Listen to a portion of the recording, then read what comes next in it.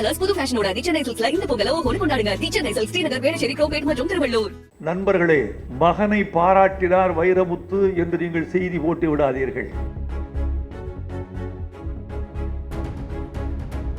இன்னொரு பாடலாசிரியரை ஒரு மூத்த பாடலாசிரியர் பாராட்டினார் என்று மட்டும் போடுங்கள்.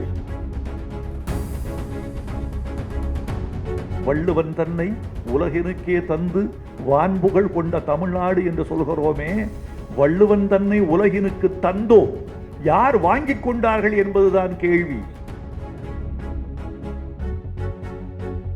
இன்றைக்கு ஒரு பாடல் உலகத்தையே ஆழ்வதற்கு தமிழால் முடியும் என்று நிரூபித்திருக்கிறது.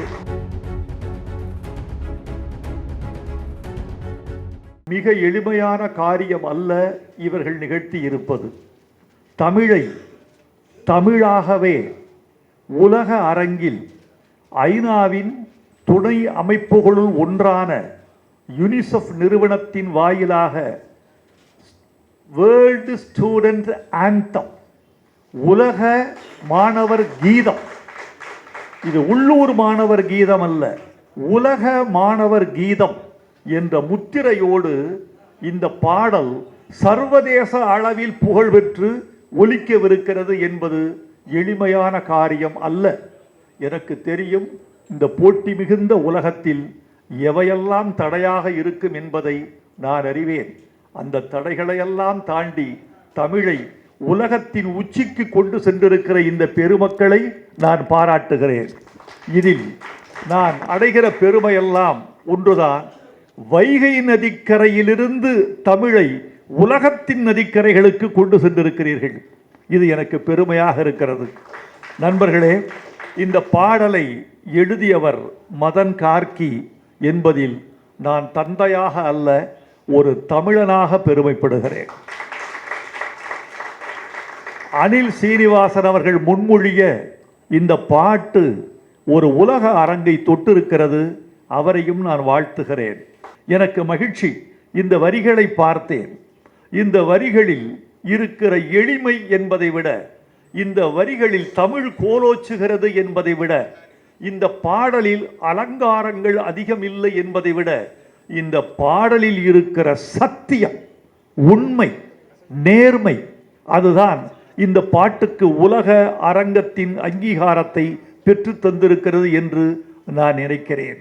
எம்.எஸ். விஸ்வநாதன் அவர்களை கேட்டேன், எம்.எஸ். அவர்களை கேட்டேன், உங்களுக்கு மூத்தவர் கே.வி. மகாதேவன் ஐயா அவர்கள், அவரை எப்படி மதிப்பிடுகிறீர்கள் என்று கேட்டேன்.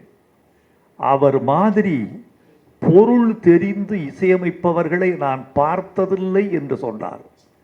ஊடகங்களுக்கு இது ஒரு முக்கியமான செய்தி.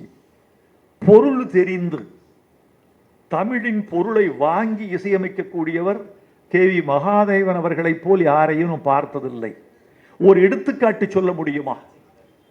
சொன்னார். கவிஞர் கண்ணதாசன் எழுதி கொடுத்திருக்கிறார் ஒரு பாட்டு, கடவுள் மனிதனாக பிறக்க வேண்டும், அவன் காதலித்து வேதனையில் வாட வேண்டும். இந்த பாட்டு, கடவுள் மனிதனாக பிறக்க வேண்டும், அவன் காதலித்து வேதனையில் வாட வேண்டும். இதில் என்ன சிறப்புன்னு கேட்டேன். ஐயோ, மாமா என்று அழைக்கப்படுவார் கே.வி. மகாதேவன். மாமா கடவுளை எங்க வச்சாரு தெரியுமா? எப்படி? கடவுள் மனிதனாக பிறக்க வேண்டும். என்ன சொல்றீங்க? கடவுள் உச்சத்தில் இருக்காரு. கடவுள் பிரிச்சார். மனிதனாக பிறப்பதற்கு அவன் தரைக்கு வர வேண்டும். அப்படியே கீழே கொண்டு வந்தார்.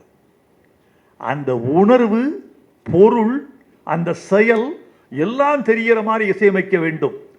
அன்பே எங்கள் பாதை என்பது முதல் வரி. இந்த அன்பே எங்கள் பாதையை ஒரு மேற்கத்திய வல்லிசை போட்டு, அன்பே அன்பே எங்கள் பாதை,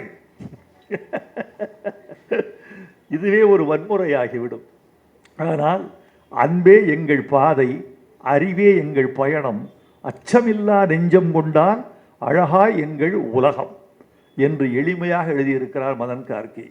மதன் கார்கி உணர்ந்து செயல்படுவார். எந்த இடத்தில் விஞ்ஞான சொற்கள் இட வேண்டும், எந்த இடத்தில் இலக்கிய சொல் பெய்ய வேண்டும், எந்த இடத்தில் எளிமையை கையாள வேண்டும், எந்த இடத்தில் பொருள் புரியாத வார்த்தைகளை போட வேண்டும், எந்த இடத்தில் பொருள் புரிகிற வார்த்தைகளை போட வேண்டும் என்று எழுதியிருக்கிறார். நண்பர்களே, இந்த வார்த்தையில் எதுவுமே புரியாதது இல்லை. எல்லோருக்கும் எல்லாம் புரிய வேண்டும். ஏன் தெரியுமா? குழந்தைகளுக்கான பாட்டு. குழந்தைகளுக்கு புரிகிற மொழியில் சொல்ல வேண்டும். குழந்தைகளுக்கு புரிகிற வார்த்தைகளை மீண்டும் அவர்கள் நாவில் உச்சரிக்கக்கூடிய வார்த்தைகளை இட வேண்டும். அதனால் இந்த பாடலை குழந்தைகள் மொழியில் எழுதியிருக்கிறார் என்று நான் கருதி மதன் கார்க்கியை பாராட்டுகிறேன். நண்பர்களே, மகனை பாராட்டினார் வைரமுத்து என்று நீங்கள் செய்தி போட்டு விடாதீர்கள். இன்னொரு பாடலாசிரியரை ஒரு மூத்த பாடலாசிரியர் பாராட்டினார் என்று மட்டும் போடுங்கள். நண்பர்களே, இந்த விழா ஒரே ஒரு கருத்தை முன்னிறுத்துகிறது. இன்றைக்கு தமிழ் வாய்ப்பு கிடைத்தால் உலகமெல்லாம் சென்று எட்டும் என்று நினைக்கிறேன். சொல்லாதது நமது குறைவு. பாரதியாரை தெரியாதவர்கள், திருவள்ளுவரை தெரியாதவர்கள், கம்பனை அறியாதவர்கள், திருமூலரை அறிமுகம் செய்து கொள்ளாதவர்கள் வடநாட்டிலேயே அதிகமாக இருக்கிறார்கள். பிறகு உலகம் எப்படி? வள்ளுவன் தன்னை உலகினுக்கே தந்து வான்புகழ் கொண்ட தமிழ்நாடு என்று சொல்கிறோமே, வள்ளுவன் தன்னை உலகினுக்கு தந்தோம், யார் வாங்கி கொண்டார்கள் என்பதுதான் கேள்வி. இன்றைக்கு ஒரு பாடல் உலகத்தையே ஆழ்வதற்கு தமிழால் முடியும் என்று நிரூபித்திருக்கிறது. இந்த பாட்டுக்கு என் வாழ்த்துக்கள். பாடுபட்டவர்களுக்கு என் வாழ்த்துக்கள், பாடியவர்களுக்கு என் வாழ்த்துக்கள், இசை அமைத்தவருக்கும் இசைத்தவர்களுக்கும் என் வாழ்த்துக்கள். எல்லோரும் புகழ் வர வேண்டும், எல்லோரும் நன்மை வர வேண்டும். அபிநாத், உங்களை நான் பாராட்டுகிறேன். இதே ஊடக சந்திப்பை மதுரையில் நிகழ்த்தாமல் நீங்கள் சென்னையில் நிகழ்த்தி இருப்பதே உங்கள் சாமர்த்தியத்தை காட்டுகிறது. இந்த ஊடகம் சென்னையில் நிகழ்ந்தால் இது உலகமெல்லாம் சென்று சேரும் என்று நீங்கள் நம்புகிறீர்கள்.